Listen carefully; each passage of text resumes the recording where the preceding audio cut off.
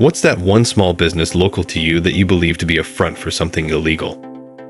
Before we start with the first story, please hit subscribe and ring the notification bell to stay updated with us. Story 1. There is a VCR repair shop near me. Just VCR repair. There are not enough fur players in the city to keep that place open. It's likely that they have significant business from archival/digitization businesses, especially if they do mail-in repairs. There are very few legitimate businesses still operating that repair VCR, and there are no new VRC being produced, especially the kinds you'd want to use for converting old VHS tapes to digital formats. As a result, a ton of digitization and archiving businesses have popped up that will digitize your old home movies and transfer them into modern media formats that can be backed up the cloud or played back on any computer. They use super high-quality VCR that consumers don't have access to, and these types of services are super popular amongst people that want to preserve important tapes. But since VCR are old technology, they need to be kept running at almost any cost, so it's likely that if this business is reputable among industry professionals and does mail-in repairs, they likely have a ton of business. Story 2. I used to always go to this little tire shop near my house. Across the parking lot way in the back was another building where they were always working on cars. I needed some brake pads changed, so I drove back there and asked if they would change them. 3 guys rushed out there all nervous and weird acting and asked who I wanted.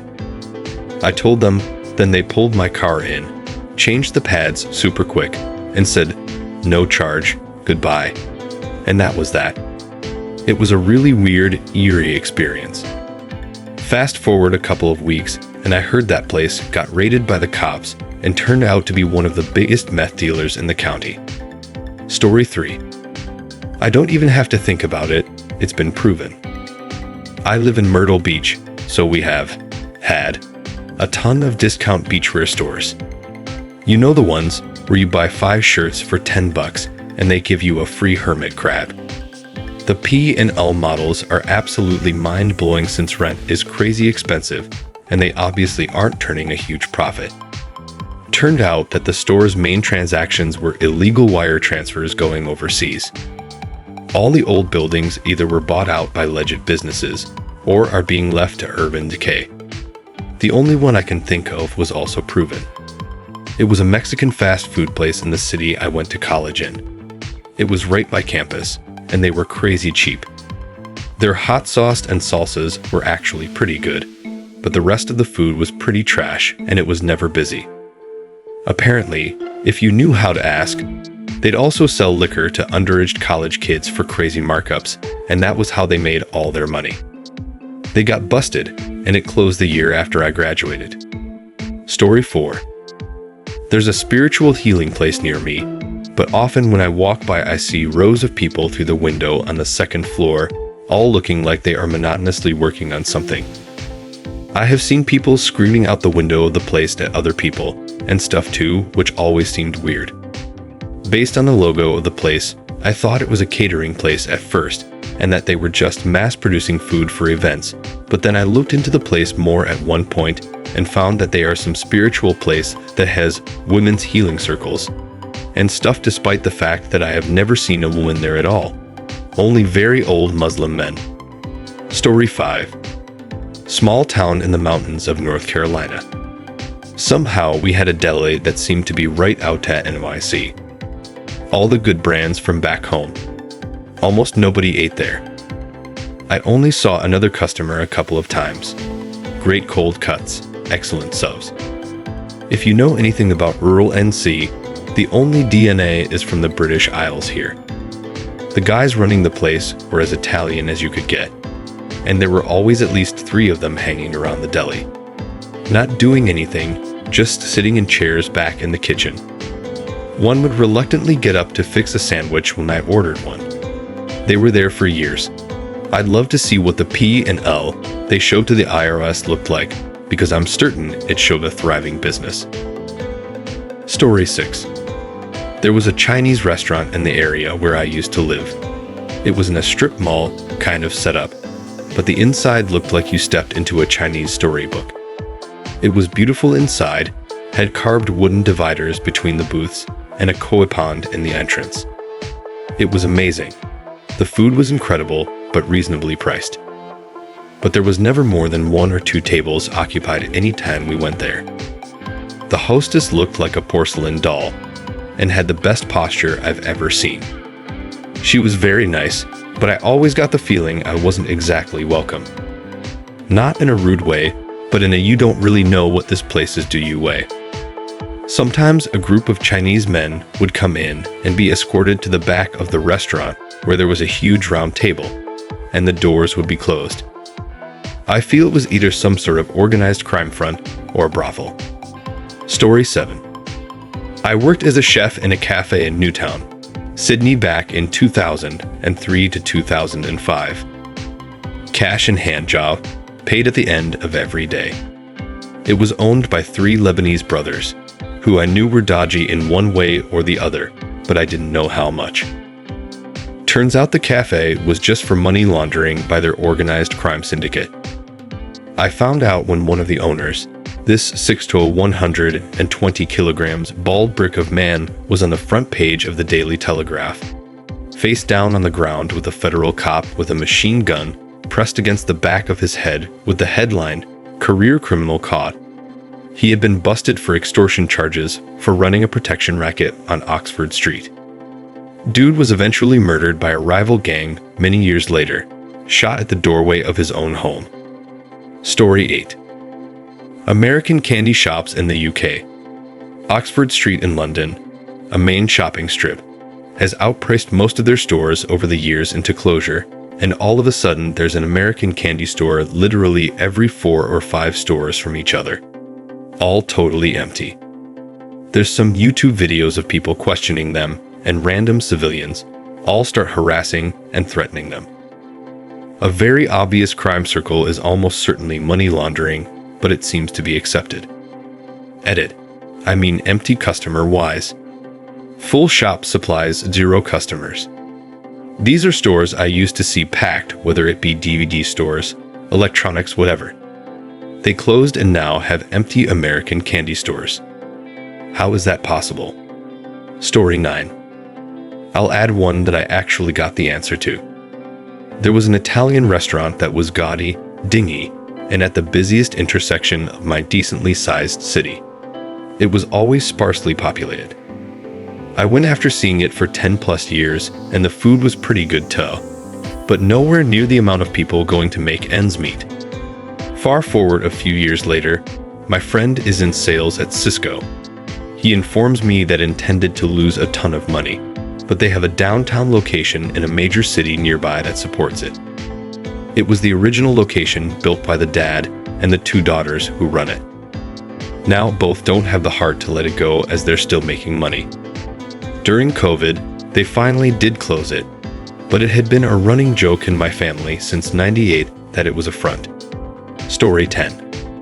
When I was living in New Jersey, there was a hoagie place that was always a little sus. It was cash only, a favorite of the local cops, and everyone who worked there were the most Sopranos-ass you'd ever meet.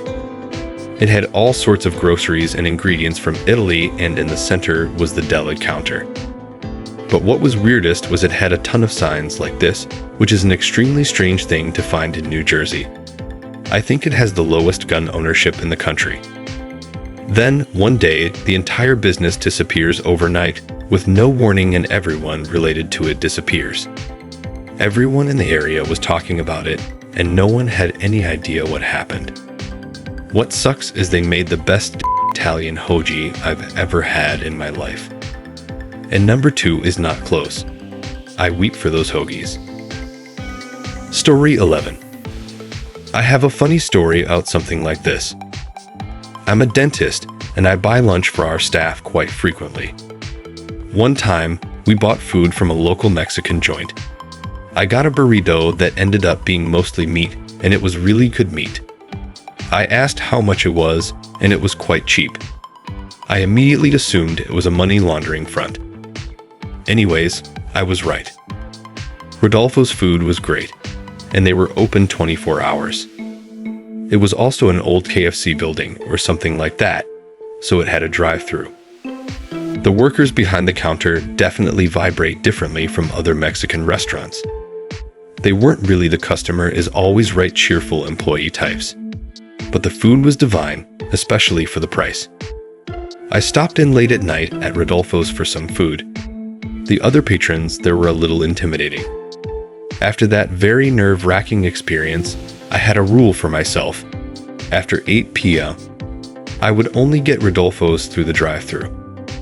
Hell, more than once I have the taxi taking me home from the bar run through the drive-thru to grab grub. I never suspected anything because they always had lots of business and seemed like they were making good money. However, apparently making good money legitimately is a good way to hide and wash illegitimate money. When they got busted, I was kind of surprised until I wasn't. Story 12. Organ store. Maybe it's just me, but it seems like a really weird business. No. Like, it's a dedicated store in the mall that sells musical organs. Like full-on giant electric organs, not Casio keyboards or whatever.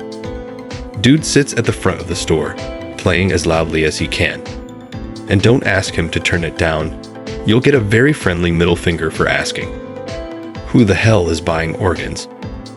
I'm sure they're expensive, and maybe the markup is astronomical. But how many people shop for organs, especially at the mall? Story 13. We have a gentleman that works in our office whose job is serving legal paperwork. He is a retired sheriff's deputy and had also worked as an investigator for the state agency who enforces cigarette and alcohol tax and license rules. He has a great story about he was working on a case that involved suspicion that a particular gas station was illegally selling cigarettes purchased from another state and brought across state lines to avoid cigarette taxes. He and his partner pulled up in the parking lot to prepare to go inside and do a spot check for the requisite tax stamps and paperwork. They were getting ready when he got a phone call from his boss telling him to stop what he was doing right that second, and that he was going to get a phone call from another officer on a different investigation. A bit later, he spoke to an FBI agent who explained that they had the gas station under surveillance as part of a federal investigation. Later, the owners of the gas station were arrested in connection with a money laundering investigation where they were sending the money to Afghanistan. Story 14.